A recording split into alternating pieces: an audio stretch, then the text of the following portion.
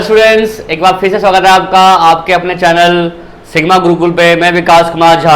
तो टॉपिक हमारा चल रहा था एजुकेशन साइकोलॉजी के अंदर ग्रोथ एंड डेवलपमेंट, वृद्धि और विकास का हमने टॉपिक स्टार्ट किया था लास्ट क्लास में। और हमने बेसिक कॉन्सेप्ट किया था ग्रोथ एंड डेवलपमेंट का, ठीक है, कि वृद्धि क्या होती है, विकास क्या होता है, ठीक है। और अगर आपने वो वीडियो नहीं देखी है तो चले आप जाके पहले आप उस वीडियो को देखिए, उसको समझिए, फिर हम आगे आपकी जो क्या नाम है क्लासेस होंगी वो आपको समझ में आएंगी, ठीक है। चलिए, तो आज हम बात करेंगे ग्रोथ एंड डेवलपमेंट के बेसिक से आगे, ठीक है। आज हम बात करने जा रहे हैं elements of growth and development.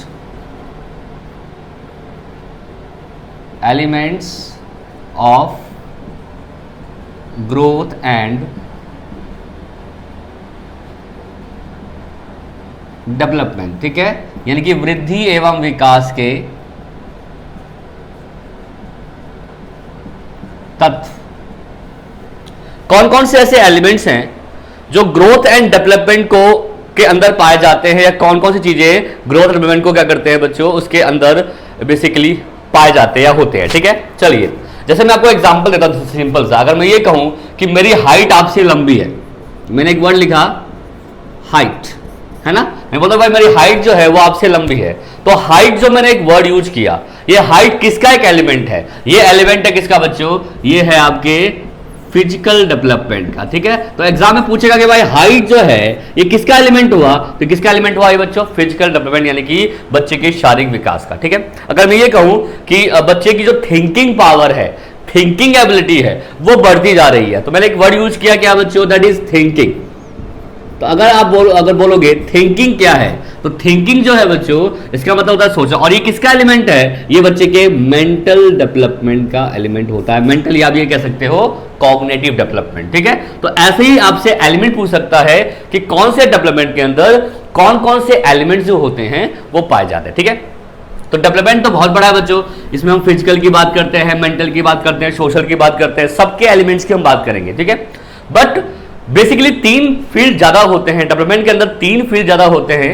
एक तो होता है बच्चे का फिजिकल डेवलपमेंट, जिसको हम फिजिकल डेवलपमेंट के अंदर रखते हैं।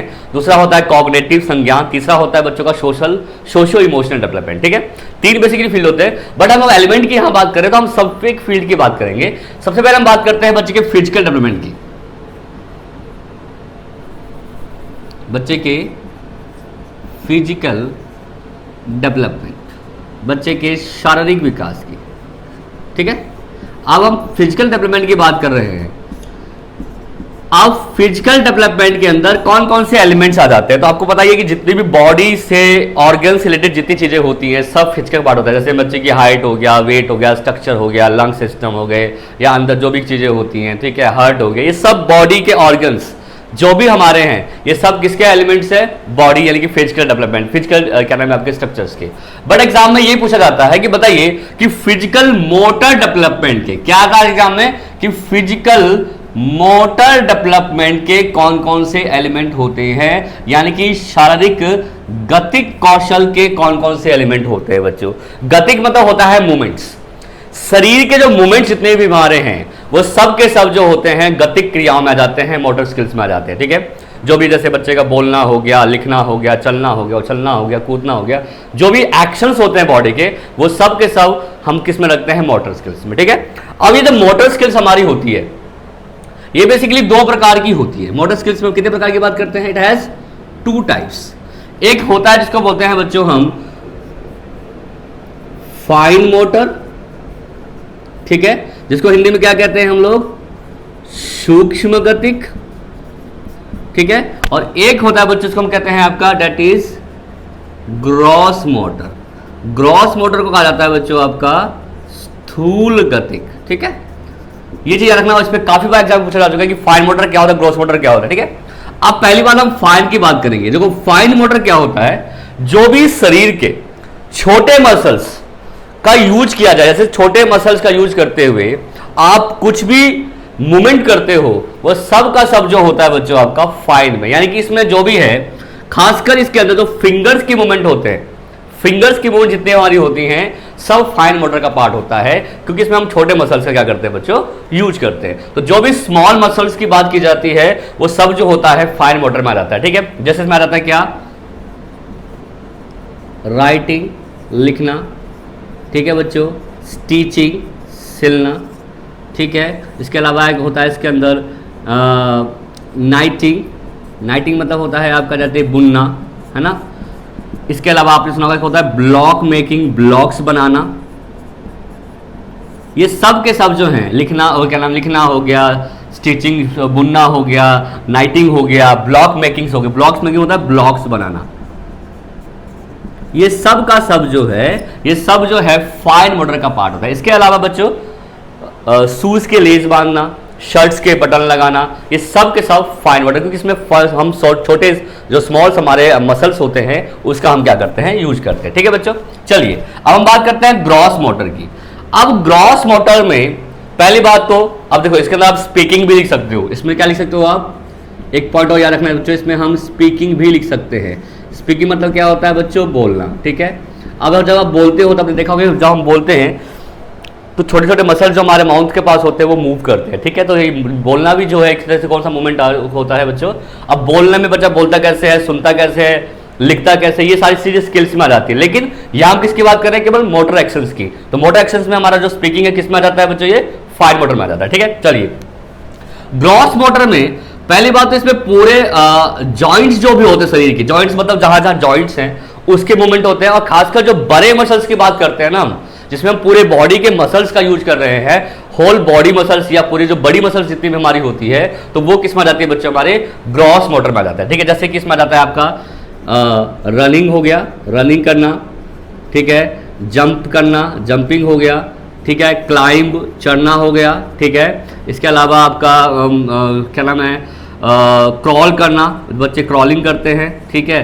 इसके अलावा बच्चों थ्रो करना, फेंकना, ये सब जितने भी हमारे होते हैं, ये सब जो हैं हमारे, ये सब के सब ग्रॉस मोटर के पार्ट है। यानी कि आप ये कह सकते हो इनके अलावा जितने भी मूवमेंट्स हमारे होते हैं वो सब के सब जो होते हैं ग्रॉस मोटर के पार्ट होते हैं। स्किपिंग हो गया, डांसिंग, आप मैंने डांसिंग भी लिख सकते हो, ठीक है, डांसिंग हो गया इसके अंदर, ठीक है, रनिंग हो गया, डांसिंग हो गया, स्किपिंग हो गया, स्किप करना जो होता है, ठीक है। ये सब के सब जो होते हैं ग्रॉस मोटर के पार्ट होते हैं, ठीक है। बट अब क्वेश्चन एग्जाम में ये पूछेगा, आप कैसे रिकॉग्नाइज करोगे कि जो आप काम कर रहे हो वो फाइन मोटर से है या ग्रॉस मोटर से, कैसे हम पहचान करेंगे। देखो इसका एक तरीका बच्चों, जब आप कोई चीज उठाते हो और उठाने पर आपने कोई भी छोटे मसल्स का यूज किया है तो यानी कि वो फाइन मोटर में आ जाता है। जैसे कि मान लो कि ये मार्कर मान लो गिरा हुआ है रोड, ठीक है, और इस मार्कर को आपको उठाना है, तो आप क्या इस मार्कर को पूरे बॉडी से उठाओगे, इसको आप केवल फिंगर से उठाओगे। तो ये जो वर्क हुआ ये फाइन मोटर है, ठीक है। लेकिन अगर आपके सामने बड़ा सा बक्सा रखा हुआ है, ठीक है, उस बक्से को उठाना है तो क्या बक्सा आपके फिंगर से उठेगा, आप उसके लिए पूरी दोनों हाथ को यूज करोगे कि आपकी पूरी बॉडी क्या होगी, मूव करेगी। तो वो क्या है बच्चों, हमारा ग्रॉस मोटर, ठीक है, ठीक है, याद रखना बच्चों। तो जो छोटी छोटी चीजें हम यूज करते हैं वो फाइन में होता है और जो बड़ी चीज यूज करते हैं वो क्या होता है, ग्रॉस में होता है, ठीक है। अब एग्जाम में ये भी पूछ लेता है कि जो डायरेक्शन होती है, अब याद रखना बच्चों, जितने भी डेवलपमेंट होते हैं उसके कुछ डायरेक्शंस होते हैं, है ना। जैसे हमने सुना होगा फाइन, ग्रॉस टू फाइन होता है, जनरल टू स्पेसिफिक होता है, कॉन्क्रीट टू एब्स्ट्रैक्ट होता है, ये सारी बातें हम आगे पढ़ेंगे, ठीक है। बॉडी मूवमेंट जो हमारी होती है क्या फाइन से ग्रॉस होती है, ग्रॉस से फाइन होती है। तो याद रखना बच्चों, जो भी हमारे बड़े मसल्स होते हैं उनकी मूवमेंट्स पहले होती है और छोटे जो क्या मसल्स होते हैं उसकी मूवमेंट बाद में होती है। देखो बच्चा तो पेट में होता है पूरा लात मारता है, यानी इसकी पूरी बॉडी मूवमेंट हो रही है। बच्चा पहले चलना सीखता है उसके बाद लिखना सीखता है ना। यानी कि याद रखना, जब कभी मोटर स्किल्स की बात की जाएगी तो ये हमेशा कहां से कहां तक होता है, ग्रॉस टू फाइन, यानी कि स्थूल से सूक्ष्म की और ये क्वेश्चन सीटेट एग्जाम में जो अभी 2019 में हुआ था इसमें भी पूछा जा चुका है कि जो डेवलपमेंट, जो मोटर डेवलपमेंट होता है वो कहां से कहां तक होता है। याद रखना बच्चों, वो ग्रॉस टू क्या होता है, फाइन। पहले बच्चे में ग्रॉस स्किल्स आते हैं फिर फाइन स्किल्स आते हैं। एक चीज और मैं आपको यहां बता दूं, जितनी भी ग्रॉस स्किल्स होते हैं ये सारे होते हैं नेचुरल। नेचुरल का मतलब यह है कि बच्चा प्राकृतिक रूप से अपने आप सीख लेता है, जैसे चलना अपने आप हो जाता है, ठीक है। उसके बाद आपने देखा होगा बच्चा जो होता है कूदना उछलना अपने आप कर लेता है नेचुरली। लेकिन जो भी फाइन स्किल्स हैं, क्या बच्चे को राइटिंग अपने आप आ जाती है? राइटिंग आपको पता है कि स्किल होता है, और राइटिंग सबसे टफ स्किल कहलाती है, सबसे जटिल स्किल कहलाती है, क्योंकि इसके अंदर हमें बहुत सी मूवमेंट्स करनी पड़ती है, याद रखना। और हम राइटिंग बच्चा अपने आप नहीं करता, उसके हमें क्या करना पड़ता है? सिखाना पड़ता है। बहुत सारे तरीके हम उसके अंदर यूज करते हैं, स्क्रिबलिंग करवाते हैं बच्चों से, ट्रेसिंग करवाते हैं बच्चों से, बहुत ज़्यादा हमें मेहनत लगती है, ठीक है।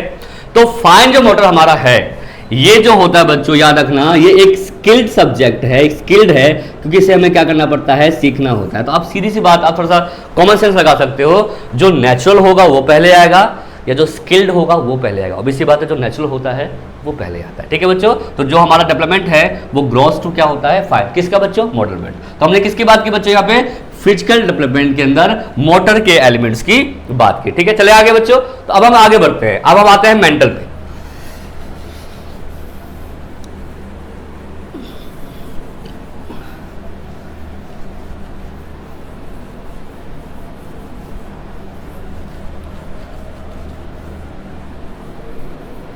अगला जो है हमारा वो है आपका, that is mental and, second जो है वो है मेंटल एंड इंटेलेक्चुअल डेवलपमेंट।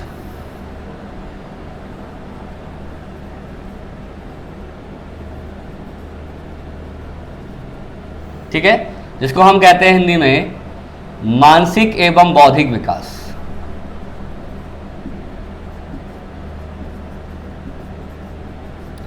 देखो जब हम मेंटल की बात करें, इसी को हम कॉग्निटिव डेवलपमेंट भी कह सकते हैं, यानी कि जिसमें बच्चा थिंकिंग करता है, सोचता है, समझता है। जो भी बच्चा अपने ब्रेन का यूज करते हुए, ब्रेन के यूज के द्वारा जो भी बच्चा सोचने समझने की क्षमता का विकास करता है, मेमोरी डेवलप करता है, चीज़ों को ऑब्जर्व करता है, परसेप्ट करता है, ये सब के सब जो पार्ट होते हैं ये हमारे मेंटल डेवलपमेंट के पार्ट होते हैं, ठीक है बच्चों। ये चीज़ आपको याद रखना है, ठीक है। अब देखिए बच्चों, इसमें क्या क्या चीज़ें आ जाती है? इसमें आता है बच्चों, जैसे कि एग्जाम्पल के लिए अटेंशन, कोई भी चीज़ अटेंशन से समझना, जिसको हम बोलते हैं ध्यान से समझना, ठीक है। दूसरा इसमें आ जाएगा बच्चों आपका अटेंशन हो गया, रिटेंट करना, रिटेंशन। रिटेंशन का मतलब होता है प्रतिधारण, उसको माइंड में रखना या अपने स्मृति में रखना। इसके अलावा होता है बच्चों इमिटेशन, आपने सुना होगा इमिटेशन, यानी कि नकल करना। नकल करना भी एक तरह का बच्चों एक मेंटल टास्क ही होता है, मेंटल प्रोसेस ही होता है। इसके अलावा बच्चों अटेंशन हो गया, रिटेंशन हो गया। इसके बाद होता है इमेजिनेशन, कल्पना करना, ठीक है, बच्चे जो कल्पना करते हैं, ठीक है। इसके अलावा होता है बच्चों नंबर 5 लिखेंगे, इसके अंदर आ जाता है आपका, इंक्लूड होता है थिंकिंग, सोचना, ठीक है। इसके अलावा इसमें हम लिख सकते हैं रीजनिंग, तर्क देना, ठीक है। इसमें आ जाता है क्या देना? तर्क देना। इसके अलावा इसमें आता है बच्चों आपका डेट इज रीजनिंग हो गया, थिंकिंग, इमेजिनेशन हो गया। इसके अलावा इसमें मेमोरी हो गया, मेमोरी हम इसमें लिख सकते हैं, स्मृति का निर्माण करना। इसके अलावा एनालिसिस, विश्लेषण करना, ठीक है। अंडरस्टैंडिंग, समझना, ठीक है, यानी कि समझ का विकास करना। ये सब के सब जो एलिमेंट्स हैं हमारे बच्चों, ये मेंटल एंड इंटेलेक्चुअल डेवलपमेंट के अंदर आ जाते हैं। तो एग्जाम में काफी बार आ चुका है कि बताइए इमिटेशन किसका पार्ट है? तो मेंटल का पार्ट है। बताइए थिंकिंग जो बच्चा करता है किसका पार्ट है? अंडरस्टैंडिंग का पार्ट है। एक और लिख सकते हैं इसमें प्रॉब्लम को सॉल्व करना, प्रॉब्लम सॉल्व करना। और प्रॉब्लम सॉल्व करने में हम मेंटल एबिलिटी का, अपनी ब्रेन का क्या करते हैं? यूज करते हैं। तो सेकंड हमारा एलिमेंट कौन कौन से हो गए? मेंटल एंड इंटेलेक्चुअल डेवलपमेंट का, ठीक है बच्चों। इसको रब कर देते हैं, चलते हैं आगे। अगला हमारा जो थर्ड है वो है आपका डेट इज इमोशनल डेवलपमेंट, है ना। इमोशंस की बात करेंगे, तो थर्ड जो एलिमेंट हमारा है यहां पर हम इमोशंस की बात करते हैं।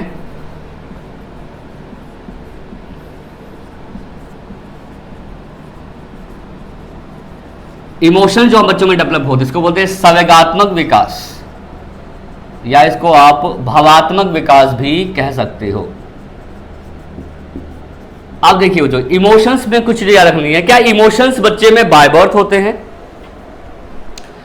यस, ऑब्वियस सी बात है, इमोशंस हमारे बाय बर्थ होते हैं, क्योंकि बच्चा पैदा होते ही रोना शुरू कर देता है। तो क्राई जो है, आपने सुना होगा, क्राई एक पहला इमोशंस होता है बच्चे का। इनफैक्ट बच्चा जब किसी को चीज की नीड होती है तो बच्चा रोकर ही बताता है। तो cry is the first emotion of a child, ठीक है। चलिए, और ये जो फर्स्ट इमोशन भी है, और ये क्या बच्चों में बाय बर्थ हो जाता है? यस, ये बाय बर्थ आ जाता है। तो क्राई एक बाय बर्थ है, इसलिए इसको हम एक इंस्टिंक्ट इमोशन कहते हैं। इंस्टिंक्ट इमोशन वो होते हैं बच्चों, इसको हिंदी में कहा जाता है मूल प्रवृत्ति संवेग। मूल प्रवृत्ति संवेग कहा जाता है इसको, ठीक है। यानी कि मूल प्रवृत्ति का मतलब ये हुआ कि बच्चे में अपने आप, देखो जो बच्चे में अपने आप आ जाता है, जैसे बच्चे रोना हो गया या चूसना हो गया, काटना हो गया, सब बच्चे में अपने आप आ जाती है। तो जो बच्चे में बाय बर्थ और अपने आप आ जाए वो होता है बच्चा हमारा इंस्टिंक्ट इमोशन, जिसको हम मूल प्रवृत्ति, जिसको हम बाय बर्थ इमोशन भी कह सकते हैं। इसके अलावा आपने सुना होगा बच्चे में आ जाता है एंगर। एंगर मतलब होता है क्रोध करना, ये भी बच्चे में इंस्टिंक्ट इमोशन, ये भी बच्चे में बाय बर्थ पाया जाता है, ठीक है। तीसरा फियर। फियर मतलब होता है बच्चों डर, ये भी एक इंस्टिंक्ट इमोशन का पार्ट। और ये क्वेश्चन एग्जाम हो चुका है कि फियर कैसा इमोशन है, तो आप बताओगे क्या, ये इंस्टिंक्ट इमोशन है, ठीक है, ठीक है। फोर्थ जो है बच्चों, फोर्थ जो होता है बच्चों जैसे स्माइल, जो बच्चे छोटे मोटे देखा होगा कि स्माइल करते रहते हैं जब वो सो रहे होते हैं, एक जैसे हम इसको बोलते हैं मुस्कुराना। ये सब के सब जो है बच्चों, ये चारों जो हमारे इमोशंस हैं, इन सभी को हम इंस्टिंक्ट इमोशन कहेंगे। इंस्टिंक्ट मतलब यहाँ पर क्या है, जो बच्चे में पैदा होते ही पाया जाता है, ठीक है। इसके अलावा और भी इमोशंस होते हैं, बट वो बाय बर्थ ना होकर इसको हम एनवायरमेंटल कहते हैं। जैसे एग्जांपल के लिए पिटी, दया दिखाना, ठीक है। उसके बाद सिंपैथी, सहानुभूति दिखाना, ठीक है। इसके अलावा होता है और जिसको हम कहते हैं पिटी हो गया, सिंपैथी हो गया, ठीक है। इसके बाद हैप्पीनेस हो गया, खुशी दिखाना, ठीक है। अटैचमेंट, लगाव हो गया इसका, ठीक है बच्चों। इरिटेशन, चिड़चिड़ा हो जाना, ठीक है। डिप्रेस हो जाना, ये सब के सब जो होते हैं बच्चों, डिप्रेशन हो गया। जेलसी आप लिख सकते हो इसके अंदर, जेलस, ठीक है। तो ये सब के सब जो इमोशंस हमने पढ़े हैं बच्चों यहाँ पर, ये सारे कौन से इमोशंस हैं हमारे इमोशन, और ये सारे अक्वायर्ड हैं। ये ऐसे इमोशंस है जो एनवायरमेंटल होते हैं, वो वातावरणीय होते हैं, बट इन इमोशंस को आप बाय बर्थ इमोशंस भी कह सकते हो, क्योंकि इमोशंस हमारे क्या होते हैं, बाय बर्थ होते हैं। तो एग्जाम में पूछ सकता है कि बताइए सिंपैथी यानी कि सहानुभूति कैसा इमोशन है। तो सहानुभूति कैसा इमोशन है बच्चों, ये है बच्चों आपका दैट इज आपका इमोशन। और कैसा है वो बच्चों, ये एनवायरमेंटल इमोशंस कहलाते हैं, जो एनवायरमेंट से बच्चा डेवलप करता है। और इसका एक उल्टा वर्ड भी होता है जो एम्पैथी। एम्पैथी मतलब होता है, सिंपैथी में किसी को हम दया दिखाते हैं, कंसोलेशन प्रोवाइड करते हैं, या किसी के दुख में हम अपने आप को इन्वॉल्व करते हैं। एम्पैथी ठीक इसका उल्टा होता है। एम्पैथी होता है उस प्लेस पर अपने आप को रख कर देखना। जैसे मान लो किसी के साथ कोई घटना हो जाती है, मान लो आकस्मिक किसी का एक्सीडेंट हो गया, तो आपको उसकी खबर लगी कि भाई इस आपके दोस्त को क्या होगा, एक्सीडेंट हो गया। तो आप ये सोचते हो कि उसको एक्सीडेंट में इसके लेफ्ट पैर पे चोट लगी है, अगर मैं उसके प्लेस पर होता तो मुझे कहाँ चोट लगती। तो आप कोई दया नहीं दिखा रहे उसको, आप सोच रहे हो कि अगर मैं इसके प्लेस पे होता तो मैं कहां पे होता। That is called empathy. तो सिंपैथी का उल्टा एक वर्ड हो आप याद रखना और होता है एम्पैथी। और बच्चे इन दोनों वर्ड में हमेशा कंफ्यूज रहते हैं। इसको हिंदी में कहा जाता है परानुभूति, और ये दोनों ही किसके पार्ट है, इमोशनल डेवलपमेंट के पार्ट होते हैं, ठीक है बच्चों। तो ये काफी बार एग्जाम में, जैसे मैं अभी बताया था, फियर के ऊपर सीटेड एग्जाम में क्वेश्चन इसके ऊपर पूछा जा चुका है कि फियर कौन सा क्या है, ये क्या है बच्चों, हमारा इमोशंस होता है, ठीक है। आई होप कि आपको समझ में आ गया होगा। चलते हैं, हमारा लास्ट जो इमोशंस क्या नाम है फील्ड रह गया है, वो कौन सा है, that is social and moral development, या इसके अंदर हम सोशलाइजेशन की बात करेंगे, बच्चे के सामाजिकरण की बात की जाएगी, ठीक है। चलिए, अब एक चीज और यहां पर थोड़ा सा नोट में लिखना पड़ेगा आप लोगों को, कि जो फिजिकल डेवलपमेंट होता है, हेरिडिटी एनवायरमेंट का इंपैक्ट इस पर होता है, मेंटल डेवलपमेंट होता है, हेरिडिटी एनवायरमेंट का इंपैक्ट इस पर होता है, इमोशन भी होता है, हेरिडिटी एनवायरमेंट, और तीनों के तीनों इनफैक्ट ये बाय बर्थ प्रोसेस है, जन्मजात प्रोसेस है। इनफैक्ट फिजिकल तो पहले ही स्टार्ट हो जाता है, बट जो अगला हमारा एलिमेंट है सोशल डेवलपमेंट, पहली बात तो ये बाय बर्थ नहीं होता है। नोट करके लिख लें कि जो हमारा सोशल डेवलपमेंट है वो बाय बर्थ नहीं होता। और दूसरी बात ये कि सोशल डेवलपमेंट के ऊपर बच्चे के एनवायरमेंटल इंपैक्ट का प्रभाव जो होता है बहुत ज्यादा होता है, याद रखना बच्चों, ठीक है। तो नेक्स्ट जो हम बात किसकी कर रहे हैं, हम बात कर रहे हैं सोशल डेवलपमेंट की, या सोशल एंड मॉरल डेवलपमेंट। जो भी बच्चा एटिकेट सीखता है, जो भी बच्चा सोसाइटी में स्किल सीखता है, कोऑपरेशन सीखता है, किसी से लगाव रखना, किसी के साथ इन्वॉल्व होना, एडजस्टमेंट करना, अडेप्ट करना अपने आप को, सब के सब जो होते हैं सोशलाइजेशन, सोशल डेवलपमेंट के पार्ट होते हैं। बट इसके अंदर जो मेन चीज पूछता है एग्जाम में कि भाई सोशलाइजेशन क्या है, तो सोशलाइजेशन का मतलब होता है जब आप अपने आप को एडेप्ट कर लेते हो ना सोशल एनवायरनमेंट, ठीक है। तो सोशल का मतलब हिंदी में क्या होता है, सामाजिकरण, ठीक है। तो सामाजिकरण का मतलब क्या होता है, adaptation in social norms, value, custom and culture. जब हम कस्टम के साथ, रीति रिवाज, धर्म के साथ अपने आप को अडॉप्ट कर लेते हैं, अपने आप को एडेप्टेशन कर लेते हैं, यानी कि आप अनुकूलन कर लेते हो, तो उस अनुकूलन करने की प्रक्रिया को हम कहते हैं सोशलाइजेशन कहते हैं, ठीक है। इस सोशलाइजेशन से हम क्या करते हैं बच्चों, स्किल्स सीखते हैं, इसी से आप कॉपरेशन सीखते हैं, या आप ये कह सकते हो कोरिलेट करना सीखते हैं, ठीक है। इसी से आप नए क्या आप ये कह सकते हो बच्चों कि बच्चे में एक तरह से विनम्रता, हम्बलनेस होती है, वो डेवलप होती है, ठीक है। इसी से बच्चा जो होता है वो रूल और रेगुलेशंस को फॉलो करता है। तो ये सब के सब जो हैं वो किसके पार्ट, इसी से बच्चा अपने रीजन्स के बारे में जानता है। तो ये सब क्या है बच्चों, सोशलाइजेशन का पार्ट है, जिसके अंदर दो प्रकार की एजेंसी मेन होती है, रखना, इसको हम आगे भी पढ़ेंगे। सोशलाइजेशन हैज टू एजेंसीज, एक तो होता है इसको हम बोलते हैं प्राइमरी, कौन सी होती है बच्चों, एक प्राइमरी, जिसमें कौन होता है आपका, फैमिली, है ना, परिवार जो होता है प्राइमरी होता है। प्राइमरी यानी कि प्राथमिक, ठीक है। परिवार और उसके संबंधी, जो सगे संबंधी हमारे होते हैं, वो प्राइमरी एजेंसी के पार्ट होते हैं। And the rest of them, इनको छोड़कर, मतलब उनको फैमिली के अलावा जो भी लोग हैं, टीचर, फ्रेंड्स, नेबर, जितने भी होते हैं हमारे, सब किस में आते हैं बच्चों, सेकेंडरी, हमारी सेकेंडरी किसके अंदर बच्चों, एजेंसी ऑफ सोशलाइजेशन, ठीक है। जिसमें क्या रहते हैं बच्चों, आपके फ्रेंड्स हो गए, टीचर्स हो गए, ठीक है, आपके पीयर्स ग्रुप हो गया, आपका कोई भी एडल्ट से आप कोई भी चीज सीख रहे हो, ये सब किस में रहते हैं, सेकेंडरी एजेंसीज के अंदर आपके आ जाते हैं। तो एग्जाम में क्वेश्चन भी आ चुका है कि स्किल्स जो बच्चा सोशल एनवायरनमेंट से डेवलप करता है, इस प्रोसेस को क्या कहते हैं, इस प्रोसेस को हम कहते हैं सोशलाइजेशन, ठीक है। अब एक क्वेश्चन यहां पर है, हमेशा जब भी मैं पढ़ाता हूं तो बच्चे मुझसे जरूर पूछते हैं कि सर पहले कौन सा विकास होता है, पहले फिजिकल होता है, मेंटल होता है, इमोशनल होता है, इसका एक क्रम क्या है, क्या इसका क्रम फिजिकल, मेंटल, इमोशनल, सोशल है, या मेंटल, फिजिकल, इमोशनल, सोशल है, इसका क्रम क्या है। तो बच्चों एक चीज आपको याद रखना, इसका कोई सीक्वेंस नहीं होता, ये सारे विकास आपस में इंटरकनेक्टेड होते हैं, समझे, क्या होते हैं, इंटरकनेक्टेड होते हैं। अगर एक डेवलप होगा तो दूसरा भी साथ साथ में क्या होता है, डेवलप होता है। अगर एक का विकास रुक जाता तो कहेगा दूसरे पर उसका क्या होता है, प्रभाव पड़ता है। बट इसको हम ये कहेंगे कि एक सीक्वेंस से आगे चलता है, तो ये चीज क्या है बच्चों, रॉन्ग है, ठीक है। इसका कोई सीक्वेंस नहीं होता, बट हम ये कहोगे दिस ऑल आर इंटरकनेक्टेड, ठीक है। तो आई होप कि आपको ये एलिमेंट्स ऑफ डेवलपमेंट समझ में आ गया होगा। इस पर काफी क्वेश्चन एग्जाम में आते हैं, सीटेट, डीएसएस भी हर एक एग्जाम में, तो आप इसको ढंग से कीजिए बच्चों, इतना तैयार कीजिए। तो अब मिलते हैं नेक्स्ट वीडियो में हम और डेवलपमेंट तो भी बहुत बड़ा है, इसमें हम बहुत सारी चीज़ें पढ़ेंगे। अब इसके अंदर आपके प्रिंसिपल्स आने बाकी हैं, स्टेजेस आने बाकी हैं, प्याजे आने बाका है, बहुत कुछ है इसके अंदर पढ़ने को बच्चों। तो अब इतना तैयार कीजिए, मिलते हैं नेक्स्ट वीडियो में, ठीक है बच्चों, थैंक यू वेरी मच।